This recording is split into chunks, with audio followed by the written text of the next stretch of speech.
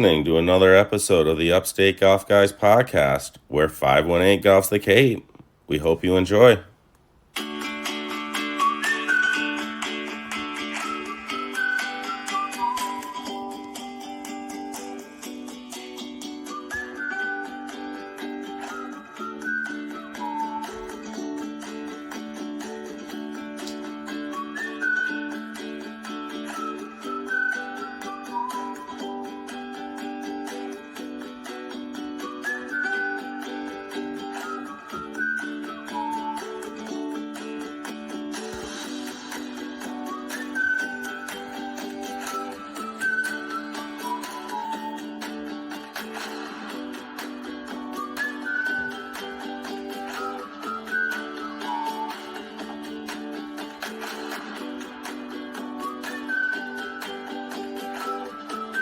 Welcome back to another Golfweek Spotlight brought to you by the Upstate Golf Guys. This is part 3 of this segment. Friday night, we had a little roundtable action where we kind of picked our winners and we talked about the course, the beautiful ranch in Southwick, Mass. And then Saturday morning, we had part 2 where we set up the gear right at the course, and we had a beautiful background, and we had a couple of the guys sitting with us.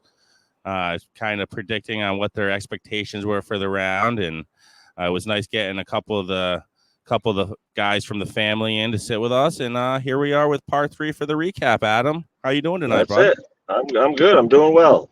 Yeah, man. I'm still a little tired and feeling it from not only golf, some little partying action we did Friday night. You know, we kicked a few back. We were feeling all right, but I got a good night's sleep Saturday night and last night, and I'm starting to feel a little better, I think. Yeah, I mean, it was definitely a long weekend. We had a lot going on. A couple of sleeping arrangements. Were just put together, so it wasn't too bad. I know last night I slept pretty good, so I'm feeling better now. Me too, as well. Yeah, man. Well, it was a beautiful course out there in Massachusetts. I really always look forward to Crump and Fox in the Ranch, 2 of, I think, the top courses on our schedule. Really is a pleasure playing out there. This year we were blessed with some amazing weather both days.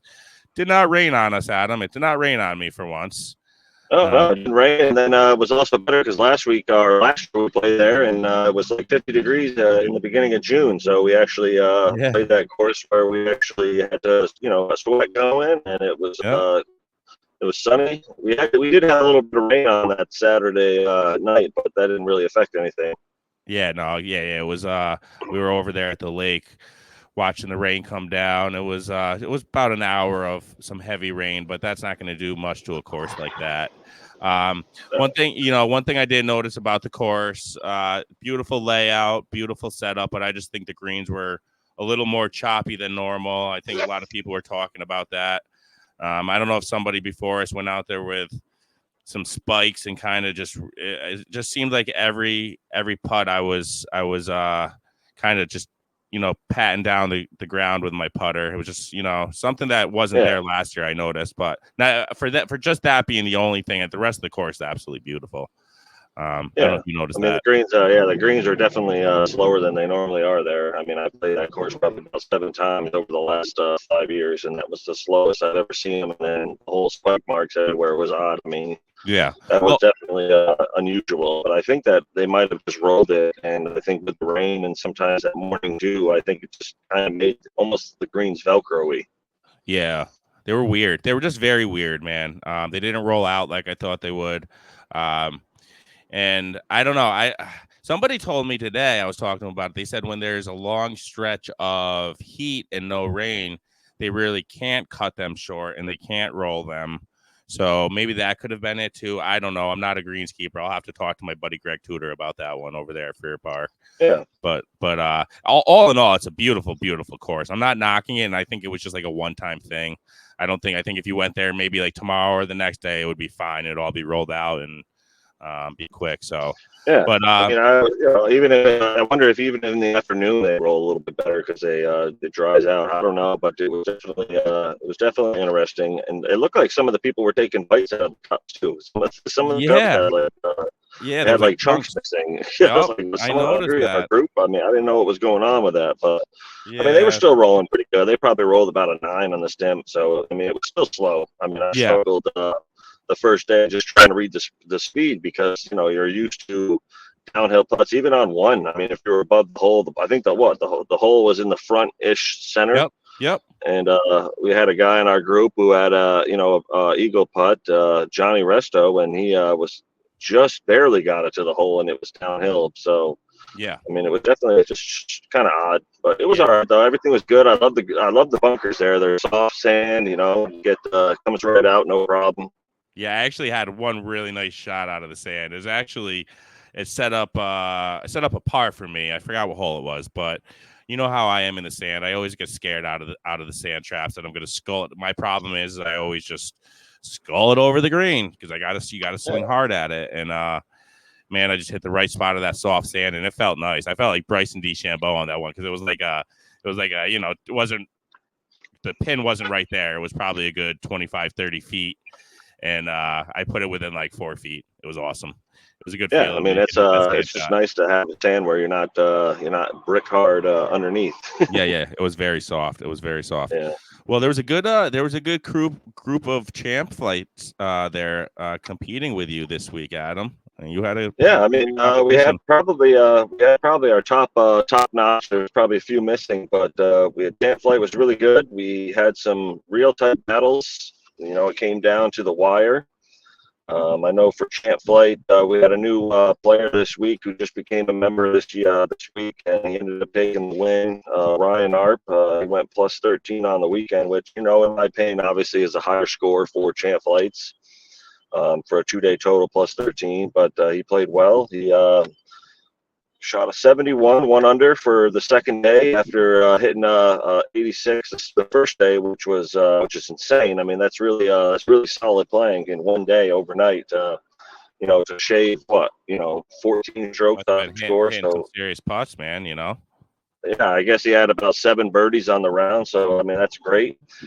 We actually thought there was going to be a playoff between myself, Ryan, and Kevin because we were all plus 14 when I finished. They were about 2 groups or 3 groups behind, and I took the cart at my end of the round, grabbed some of the flags, and I don't know if you've seen it, but sometimes I'll take a flag and throw it up in the back of the cart like it's a pirate sail. And I was driving around watching them finish, I saw and you yesterday.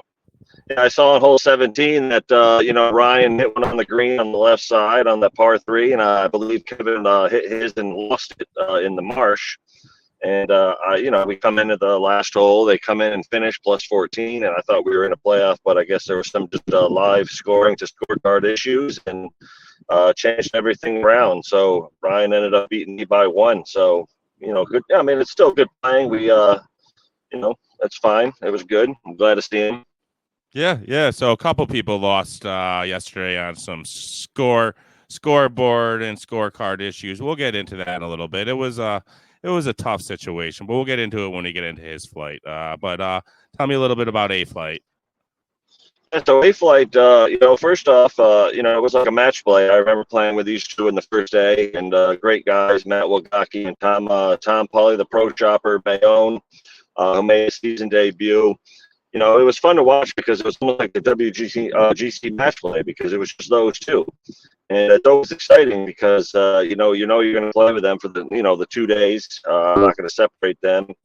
And Matt and Tom didn't play their best, but Matt Wagaki got a 7th win of the year, shooting a plus 18 for the weekend, and beat down my pick of the week, Pauly Pro Shopper. So I know he was a little off the first day. He doesn't play as much as he has been because I know he's busy doing a lot of things on the side outside of golf, which is as important as anything else. So it was a good match. So I'm glad for Matt. He was with us in the house. I had a great time with him and all the guys, and it was nice to see him get another win. I'm telling you, the reason why the kid keeps winning is because he plays 18 rounds of that VR golf before he leaves every day. VR golf. That's it. The dude's no joke, man. He says VR golf helps his swing, and maybe it does. Maybe that's what I need. Maybe I'll be a champ flight golfer before you know it. what was it? I think it was Friday night when he showed up. They were playing a couple of them on the VR, and I was looking at it on his phone because you can watch him play on his phone. I think it was like 4 or 5 under after 6 holes on that thing. I'm like, look at He this says guy. his record is 18. He said he shot 18 under. I said, "What's your record on?" He said 18 under. I said, "What?" I said, That's "What you?" nuts. I said, "What you birdie every hole?" He's like, "No, I parred a couple, but I eagled the few." I was like, "You're Yeah, nuts, I can dude. tell you You're what though. I mean, absolutely if you've never tried that virtual reality on the podcast and you're listening, the thing is, it's just insane. I mean, I've insane." never had it. I've never seen it before. I went with Friday night. I put it on for the first time. I did that golf, and it's just you're in a whole new world. It's just Yeah. nuts. Yeah, we had 3 guys. What's really cool about it is we had 3 guys bring their VR sets, and you could link everybody up and basically play around together. And these Yeah. guys were out in this living room swinging like at nothing. It was really actually funny to watch. I was really drunk and messed up, and I was just laughing at these guys. I was like, "Look at these guys!" I said, "They're just Yeah. swinging." I said, "They're all." They just look like they look like a bunch of chickens in a It, chicken coop. They're just it was bobbing I around. was dying. I was in rare form Friday night, as you know. It took me about 13 hours to get the podcast going, but once we got it rolling, we had a really good podcast Friday night. Yeah, it was good. It was good. Yeah, it was a nice way to kick off the. I think next time we do a 2-day major and we do something with you guys, maybe the live from the Open. We should all wear ties and suits. Yeah, well, I feel like I almost felt like it was like Friday night. It was almost like NFL or NCAA game day, like Saturday morning where they do the picks, and we were sitting around the round table. We were going around, and each person we were doing, like Lee Corso, Yeah, I'm going with Gio. I'm staying with my pick. yeah, that would be. That I was thinking about that on the way home. I was just driving home with Johnny, and we were, on I-90, just cruising. And I'm thinking in my head, I go, wouldn't it be cool, like if we went back to the ranch next year and you guys did the Upstate Golf, guys podcast championship again. And the day before, we sit at the actual course like you guys had on the live recording on day one, and we got a table, get the backdrop, and just start talking there on the podcast, like an actual video of it. We know we can do it now. I mean, we know we can do it. We did it, and that backdrop is sick, dude. Like that was actually Mikey. We were going to be turned around the other way, and he's like, "No, no." He goes, "I think we want to be turned this way." He goes, "Look." I'm like, "Oh." I was like, Yeah, "Okay, I they see got what the you're old doing." rustic barn in the Right in the background and the background, it first was hole tee perfect. off. Yeah, I really. That would have been funny. I would go there with a suit and tie and sit at the table. That would be funny.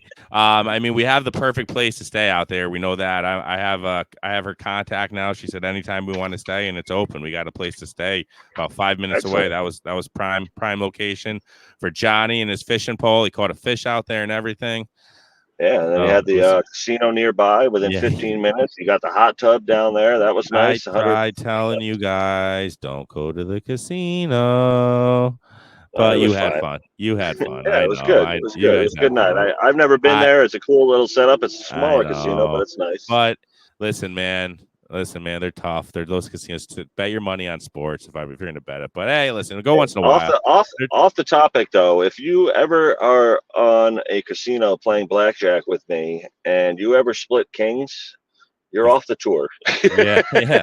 That's why I was telling you, man. You're off the tour. Too You're much out. You're stuff banned. happens, man. Yeah, no, it was. I felt bad for you on Sunday morning, but you had fun. As long as you had fun doing it, hey, whatever, man. Yeah, More it power was to you. all good. Whatever. Yeah, It's it's just all good. paper. You can always Yeah, make more. you can. It's always there. It's always there for you. But tell me about B Flight, man. This was definitely a little more interesting one, a little bigger field. Tell me about B Yeah, Flight. B flight. B flight was a flight that the winner actually shocked me because at the time I thought the particular individual that was leading pretty much for 37 or 35 holes, I thought he just locked it in. So Mike Scott was the leader after 18, and he was pretty much leading it all the way up until about the last hole. And the poor guy hit one dead. He hit one left in the high grass over on 18. Obviously on that hole, we know that you want to hit it up on the fairway because it's going to roll all the way down that big old hill. But he got caught up in a bad lie, and took him 3 to get out of the high grass. And he ended up taking a triple, Mike Scott, on 18. And in my head, I'm thinking, whatever. I mean, he's going to win it because I think he was up 8 or 9 after day one.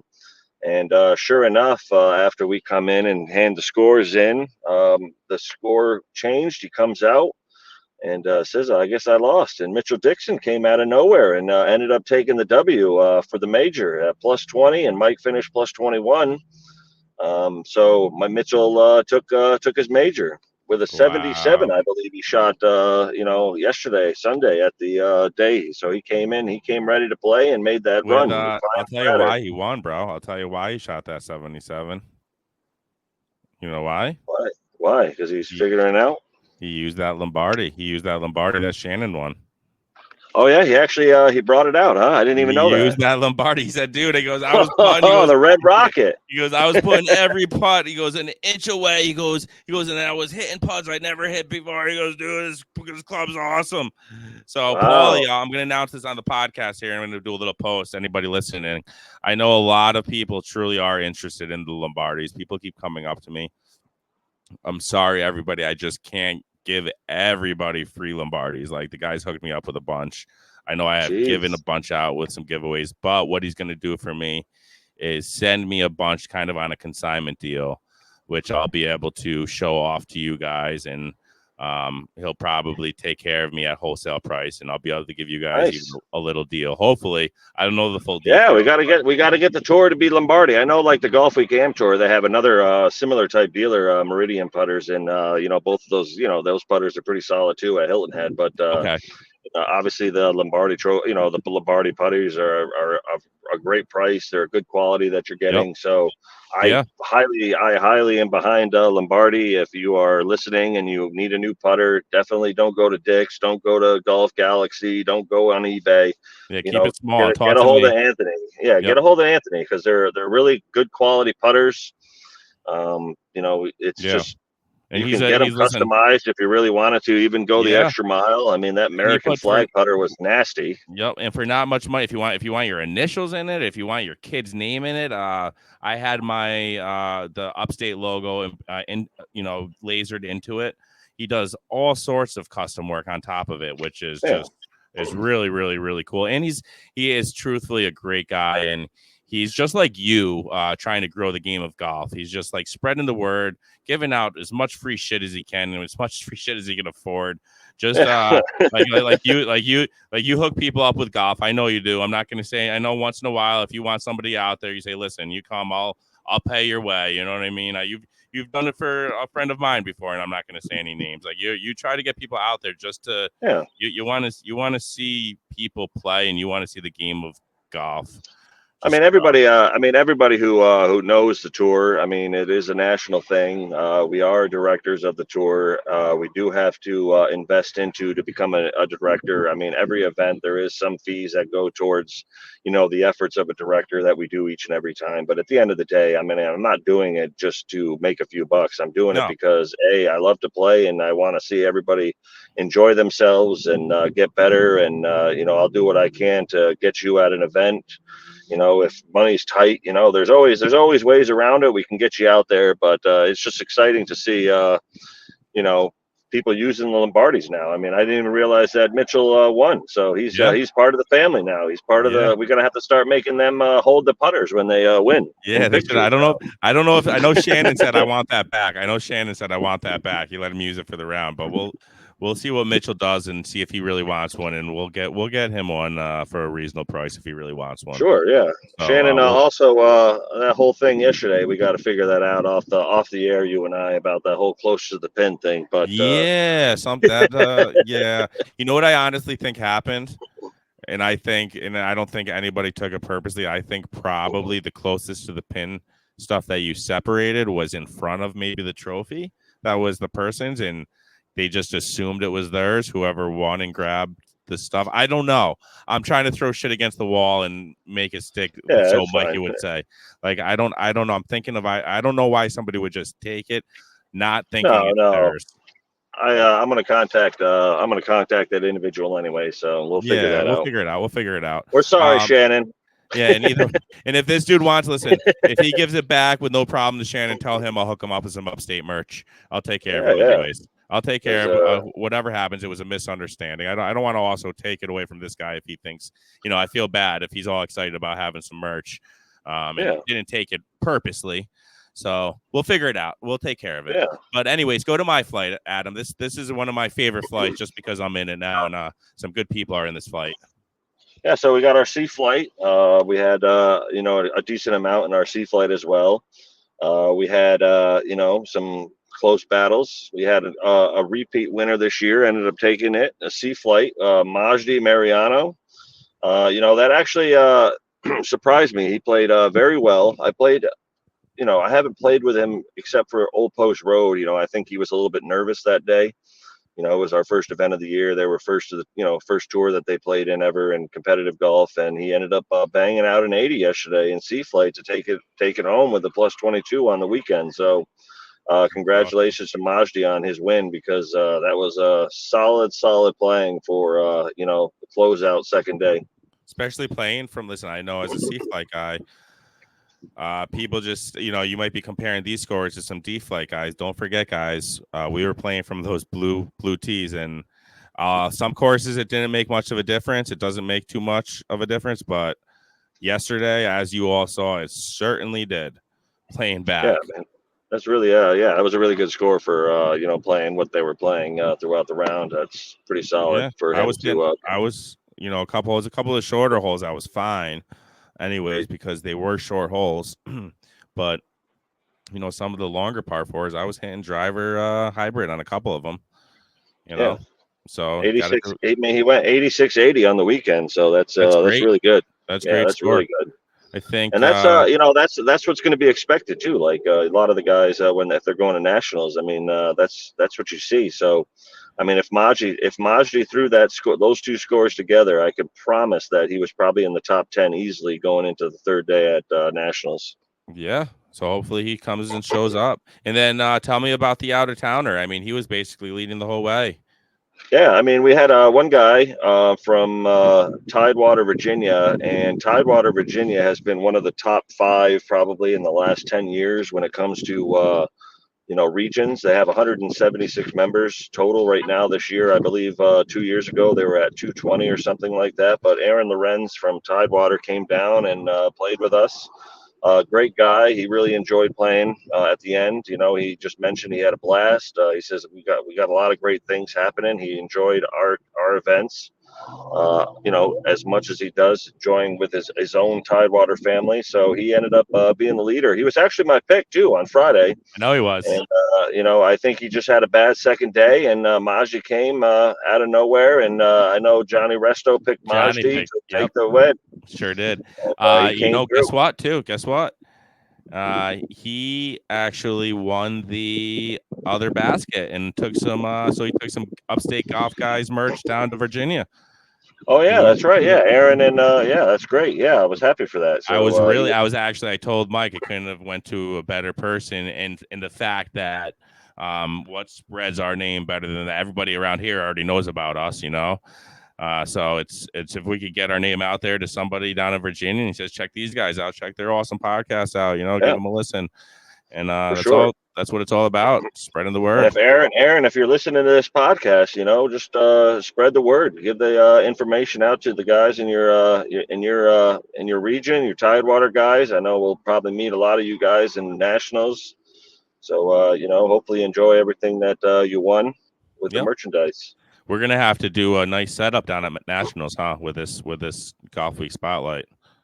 Yeah, I mean, I know that the tour has theirs at registration where you can sit down and talk to the actual. Oh, that's great. Podcast. Well, we'll just do one strictly with our. Well, I'll come over to we have our own place, but if you have a bigger house or something, what we'll do is we'll come over to your place and we'll just do one strictly with our guys. We'll do We'll do one with the Upstate. We'll give our predictions, how we all think we're going to finish against the rest of the tour. So that'll be fun. I'm really looking forward to that as well. All right, Adam. My good friend was in this flight. Good friend that stayed with us. I'm really bumming. I was looking at the live scoring, rooting him on the final 3-4 holes. I even texted him. I said, finish strong. Tell me about the D flight, Adam. Just tell me what happened.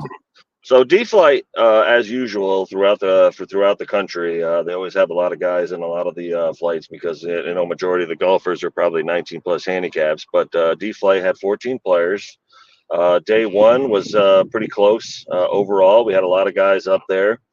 I got a foreseen text at around 8:45 in the morning on Sunday morning about one of the players who stated that they had a family matter and couldn't make it. So there was some a little bit of issues with some of our live scoring and whatnot. I had to make some adjustments to benefit the pairing. So what I thought was fixed and accurate, because he ended up coming, during registration, and things worked out, which is great. We always like to see guys who, pay for the event to come in and still be able to play. But I made a mistake, and he wasn't officially on the live scoring. But at the end of the round, Brad was actually leading, but the one who actually won is Sean Table, who's from New Jersey. He's our New Jersey tour player, and he ended up shooting plus 34. Brad ended up with a plus 36. So, Sean Table got the win. I feel bad that things happen, but everything's all squared It's away. all good. Everything's good. Everything's good. I came in probably a little more heated than Brad was, to be honest with you, Adam, and I apologize for that. Sure. It's just my I know, nature. yeah, I know. Like with Brad, I was talking to him in an email today. I just want to make mention about what happened, and obviously, things are all like done electronically. We had some issues with the ranch on a computer because my computer wasn't connected to their Wi-Fi. I know you guys had issues with the Yep. podcast. Yep. So you got to think, when I'm showing up to a golf course and I get a message like that, and I'm scrambling around trying to, using the damn Pro Shops computer. A lot of weird things can happen, but Brad just mentioned that he was fine with that, and there was a battle between him and Don Frame. Those guys were in the same group. They felt the nerves going into hole 18. Yeah. Obviously, I'm sure Brad probably had that excitement, thinking he was winning, and then Shane Coble, who was leading it after day one, he was right there as well. But it ended up being, Sean Table of New Jersey who took the win, with legitimate, accurate 92 and an Yeah. 86 No, he shot for both I'm not days. So, saying he there's he played great. played he paid his money.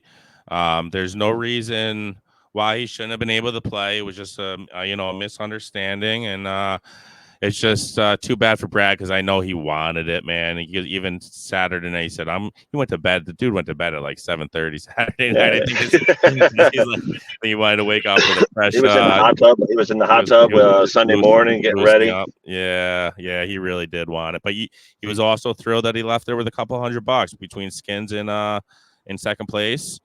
So that was good as well. The one thing, the one thing that I did enjoy the most was obviously the competition. But what I don't like is how we had two of our five winners. They were from out of New York, Upstate. Both of our out-of-staters ended up taking a win. So I was like, wow. What is that saying about our? What is that saying about our tour, man? Are we weak? These out-of-staters, no, we're generous. Whoop our ass. We're generous. We're generous. We're trying to get our name out there to other regions, and they're like, whoa. No, it's fine. No, but yeah, Don Frame and Brad and Shane and Sean, they were all right there. I mean, I know in the beginning, day one, we had a lot of guys up there that were close. Ron Paradisa was right on the leaderboard. We had Johnny Resto was up there. Adam Miller was up there. So there was a lot of guys who, after day one, I had no idea looking at the leaderboard. Yeah, so Brad said he was a little description of kind of what happened in their flight, thinking that it was between them two, him and Don. Like, Brad was down. He was down, I think, like 2 strokes at the 9th hole. Brad birdied 9, and those guys all took a triple. He said, so that was a huge swing right there. Yeah, that's big. And then he inched his way a little bit. He inched his way a little further, and he was like 3 strokes at what hole did Don 16? The hole Don birdied. Yeah. He said, so then Don birdied that one, and he, I think, double bogeyed, whatever it was. I think within 2 holes they ended up being tied going into 18. And he said, Brad's like, I was standing over my ball, like on the green at 18. He's like, I couldn't breathe. He's like, I had to take a deep breath. He's like, I had to get my composure. He's like, he was really feeling it, bro, which is awesome. That's what this tour is all about. That's what he said. And that's the one thing that makes me feel bad about that, is that because he had all those winning emotions, and he did. That's why a little technical difficulty with the live scoring just kind of mess it up, because I know we have guys that want to. But you know what I told him? I told him on the way home. I said, This has to give you motivation to come back and come win one. And he's Oh like, yeah, for sure. I'll get over it. I'll get over it. I'm trying to get him I to know. maybe come to Turning Stone would be a nice one for him to come. That's nice little destination one, beautiful course. Yeah, so for sure. we'll see. I know if Brad is going to be upset. I know he's not, but if he was to be upset, you can have Brad blame it on Johnny Resto, because on Saturday night we were at the MGM Grand, and him and I are walking down the table game section, and sure enough, we see Sean Tavel with his little button-up shirt. He was enjoying himself. I think he stayed out there because he's from New Jersey, and of course Johnny has to open that mouth and says, "Oh, I'm playing with you tomorrow, Sean. You done?" Oh no. And of course Sean's like, we'll see. We'll see.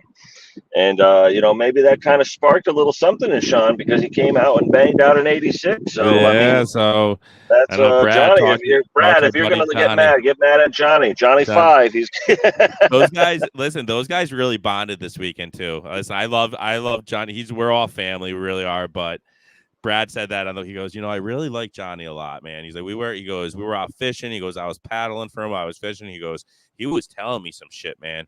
He goes, I'll tell you what. He goes, he's a good I love that Johnny is part of the family now, and he has us and golf just to keep him on that fucking straight road, baby. And he's straight there. shooter, baby. He is. He's staying there. Yeah, it's good. I mean, we talk about him a lot, but I was just bringing that up because I think that's probably why Brad ended up losing by 2 because of Johnny. So, well, listen. He's not gonna be mad at Johnny because Brad absolutely loves Johnny. He can't be mad at that dude. Johnny 5, baby. Johnny 5. But overall, I mean, the ranch, the staff there was phenomenal. Olivia and the pro there, they're easy to work with. They're already excited to have us next year. Next year, we're actually not going to be hosting there as a major for a 2-day. We're bringing in a new event next year. We're going to be calling it the Upstate Golf Guys Podcast Players Championship. Okay. So it's not gonna be a master. It's not gonna be a major, but it's gonna be like the Players Championship for the tour. We're gonna have 5 2-days next year. So okay, I like it. We're gonna make it exciting. I got to give one other young lady a shout out, and it was because I got her name wrong in podcast and day 1 of this series. I called her. Her name is Victoria, young lady bringing carts out. I wanted to give her a shout out because she was sweet and awesome and really took good care of us. But I said the wrong name. I think I said it was Brad's fault. I don't even remember the name I said. But I said, it was at the end. And because she was like, make sure you give me a shout out. And it was at the end. And I was like, and the cart girl, what was her name? And Brad totally said the wrong name. But her name is Victoria. Thank you, Victoria, for bringing us our carts. You rock. Hopefully you enjoy that towel I gave you. I hooked her up with one of the custom rags, the Upstate Golf Guys, one I gave you. Nice. So, yeah, man. I know. We even gave the starter on Saturday our business card and told him to listen. He said he probably will. So if you're listening and you're the starter, awesome I'll tell job. You one thing about the ranch. One thing about the ranch.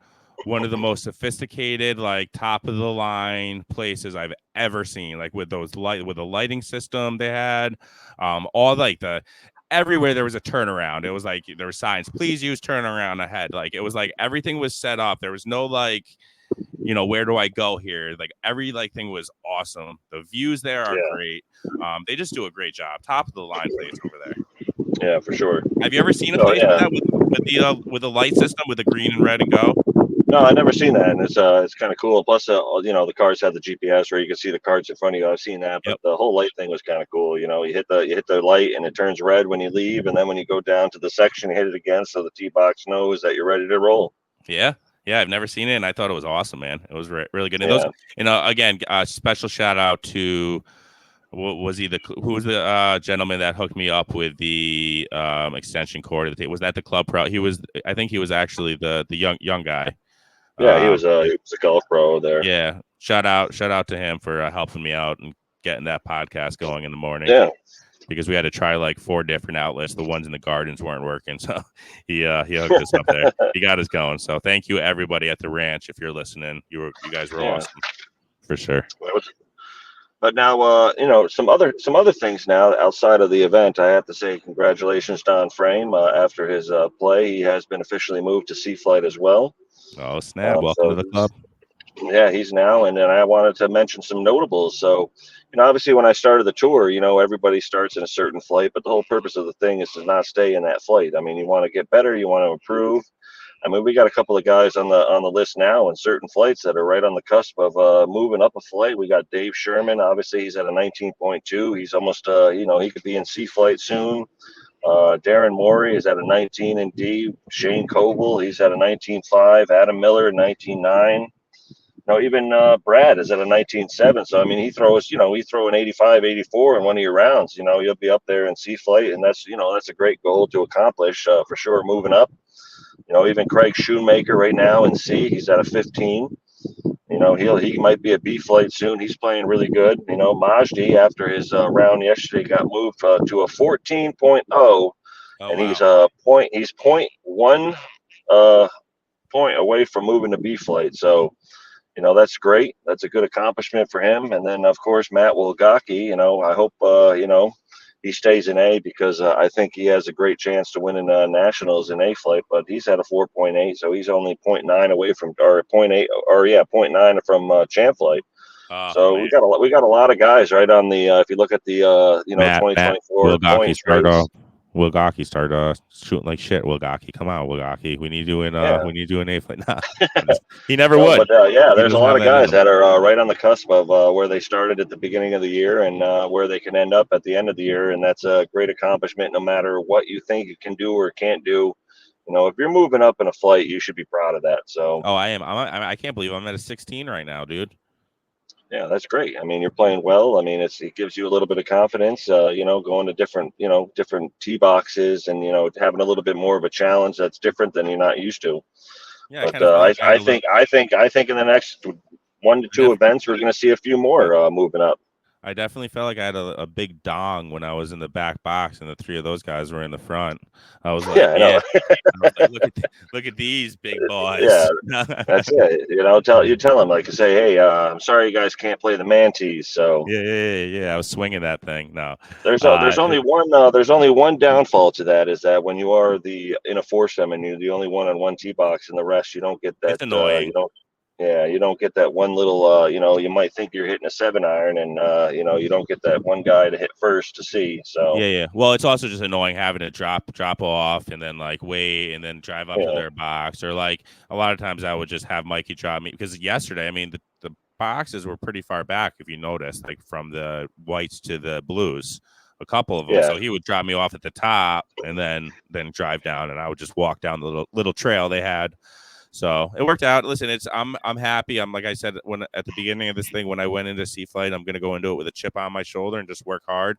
I learned a few things already from you in my short game, and I'm not flubbing them anymore. I'm not flubbing them. I'm not. Oh, that's good. If that little 58, that little right around the greens, I'm putting it right at the pin. So it's huge, man. It's saving a couple strokes around there. So everything helps. Yeah, everything's good. I mean, there's, I'm obviously in champ flight, and I know with going to nationals for 2 years, I know our champ flight has incredible talent in champ flight with what they're shooting for a 3-day total. And obviously, if I was in A flight, I wouldn't be upset. But, I look at it as, maybe I go to nationals, maybe I don't win. Who knows? Maybe I just magically have the best 3 rounds of my life. But the fact that I was able to spend the entire year and keep my handicap under 3.9 all year, no matter what I was scoring or how I played, I mean, I just find that to be, something I'm proud of. But, obviously, when I go to nationals, I'm going to try to win. But if I don't, I'm going to try to get in the top 20. And if I don't do that, I'm going to try to, be no more than top 30.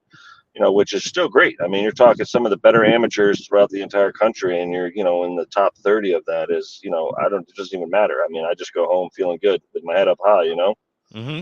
Absolutely, man. That's what I'll do too, man. I'll just try my best. That's all we can do. That's all we can do, brother. Tell me about a Yeah. couple of courses that we have out there at Hilton Head. Yeah. So, if you're planning to go to nationals, you can see it right on the website. But I wanted to just make mention that our champ flight is playing Atlantic Dunes, which is actually a phenomenal course.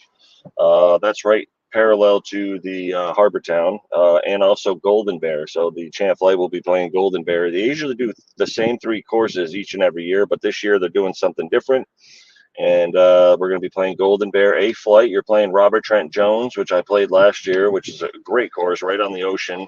A couple of holes, you're right next to the actual coastline, which is really nice. Arthur Hills, Palmetto Dunes.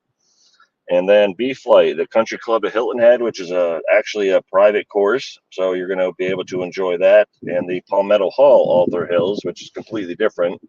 Palmetto Hall is actually where they have the registration for the Nationals. And then after the events, you get that free lunch. So that's where you go, Palmetto Hall. So B Flight, you guys are going to be happy when you're done with your round and you just go right to the lunch buffet. And then C Flight plays Hampton Hall, and then Oyster Reef. Oyster Reef is actually a tough track, but it's not bad. But I find that to be a little bit more tighter than the other courses. And then D Flight plays Golden Bear and Atlantic Dunes also. So they play Golden Bear 2 of the days, and they play Atlantic Dunes for the 1. So when the Champ Flight goes to Golden Bear, they play the Atlantic Dunes, so they're going to enjoy that. That's the great course for D Flight. So awesome. Yeah, there's a lot of great courses for the national championship this year. I think they have a great schedule for each flight and great courses that everybody enjoys. And then obviously they have the skins game on Friday, Thursday the 17th at Dolphin Head. I played it last year. It's actually just a fun thing to do, so definitely get involved in the skins game if you're down there on the 17th, because it's a nice little course, the Dolphin Head, and you just get to enjoy meeting some new guys that are out throughout the country and try to win some big money. I mean, there's a lot of money out on the skins game, and that's at nice course, Dolphin Head. And for the listeners that are thinking about coming to nationals, how much is the actual 3-day event? Forget about all the other practice rounds and forget about the skins. How much is the 3-day event? So to play the national championship, it's $650, and some of you might have just gasped just now because you're saying $650, but there's a lot involved. You get some awesome gift baskets, gift bags from them. A lot of great stuff in there. You get obviously your golf. You get everything that you want with that. You get your food included each and every day. On Friday, Saturday, and Sunday, they have lunch for you when you're done with your rounds. Great, there's a lot of food, all you can eat. So it's well worth the money just for the experience alone. The $650 to play. Obviously, if you fly, you just pay your own fare. If you drive or if you stay somewhere, you just pay that. But it's definitely worth the money. Bring your family if you're worried about having to go because of that. You can get your family down there. There's plenty of stuff to do in Hilton Head for them. It's $650. And then I believe that the skins game is only like maybe 100 or 120 or something like that. But like I said, there's a couple of $1,000 up to win for the skins game. And even when you play your event, the skins are $20 a day, so you just pay $60 front. The first day you check in for your actual tournament, and we've already talked about that prior. But there are thousands that you can win. I mean, if you win one skin, you can pay for your trip. Yeah, I saw a couple of the skins last year, and they were pretty hefty. They were very nice. That would be nice to win the skins match on Friday or Thursday before you even start your 3-day event, huh? I think last year there was one on a par 3, which made no sense, and $1,400 each. There was 2 skins or something like that. 14. You said $1,400 each for 2 skins. I think so. So I know there were only 2 last year, and one was a par 3, which is nuts, and then another one was an eagle on a par 5. So I mean, that one was solid, but the par 3 was kind of wild. But, that is crazy. There's a lot of money. That is a lot of money. That is awesome, man. All right, well, tell me about our next event, brother. Yeah, so our next event, after the major, I decided let's take a weekend off so we can all hang out with our wives and families because they probably haven't seen us in a while. But August 3rd is our next event at Amsterdam Municipal Golf Course, which I've actually was in that area. I was raised in that area in Johnstown, which is parallel. When I was young, I used to play that course. It was like $200 for the summer for a membership because of my age. But that's our next event. Great course. It's a challenging short. It's kind of short, but it's not. But it's challenging. It's in good shape from what I heard, and be a lot of fun there. That's August 3rd, so get registered to play it if you want to play it. By July 31st. All right, and then we have God, I keep forgetting that one in the middle because I keep thinking about McGregor. McGregor. We have McGregor and then Turning Stone. Turning Stone is going to be a great one. Yeah, McGregor's August 18th. Yeah, we have another week after Amsterdam Muni off, and then August 18th is McGregor, and then August 25th we're rolling out to Turning Stone for Shenandoah, and we play Airway Meadows in September and early September, and then our tour finale at Van Patten, middle of September. So that's it. It'll be here before we know it. And not to wish summer away, but it'll be here before we know it. No, yeah, we're excited. We got five more events on the year. I'm working on maybe doing some fun event for all the tour guys just to get together, just before nationals and get a nice little practice in together and, do something like that. Awesome, man. All right, brother. Is there anything else you wanted to touch up on for our? Yeah, so the only thing I just want to make mention is a few things, just the pace of play. We just need to keep working on that. I know that day one we had a couple of guys that were over a half hour behind the group, and that's unacceptable. Also, so great work on that. I sent out an email to everybody earlier and congratulated on that because the second day went very well.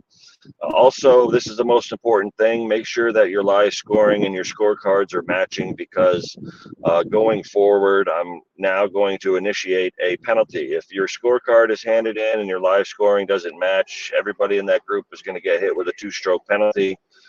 So just make sure that you guys are playing every 6 holes, every 9 holes. Just make sure it matches before you continue so we don't have any issues. Yesterday we had a couple of scores that didn't match. The scorecard didn't match the live scoring. That's unacceptable. I mean, in the PGA Tour, if that happens, I believe they can either disqualify you from the event, and we don't want that. So just going forward, we want to make sure they match when you turn them in. So if they don't match, they all get hit with a 2-stroke penalty, and I hate to do that. So it's pretty easy. I don't want that. So I'll be staying on my guys and making sure we check at every 6 holes, man. I always check at the turn. I like checking at the turn to make sure we match up.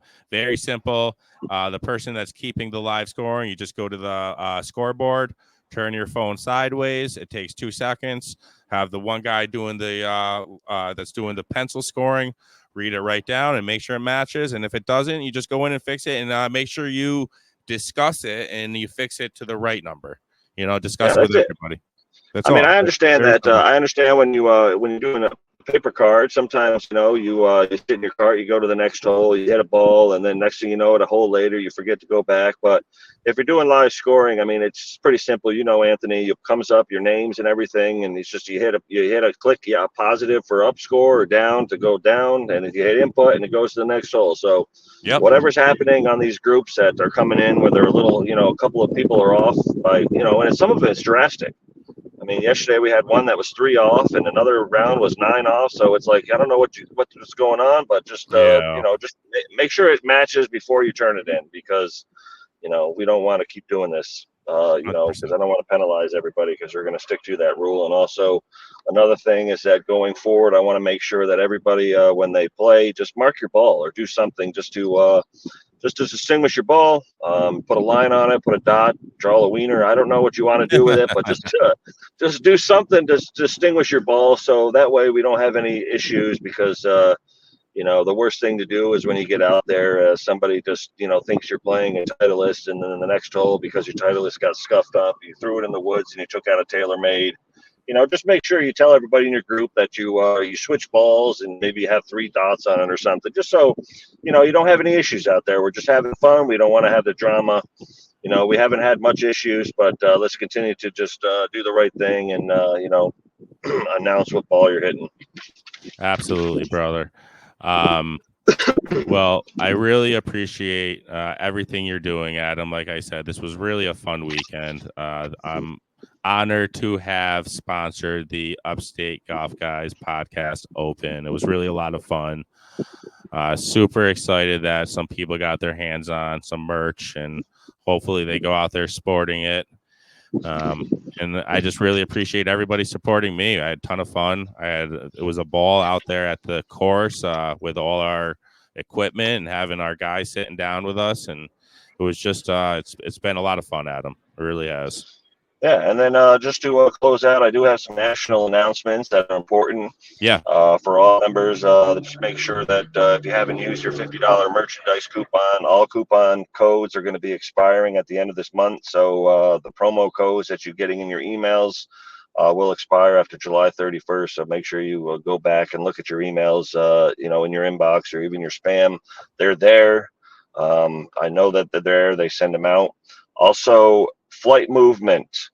As you know, if you are under a certain handicap, you get moved up a flight.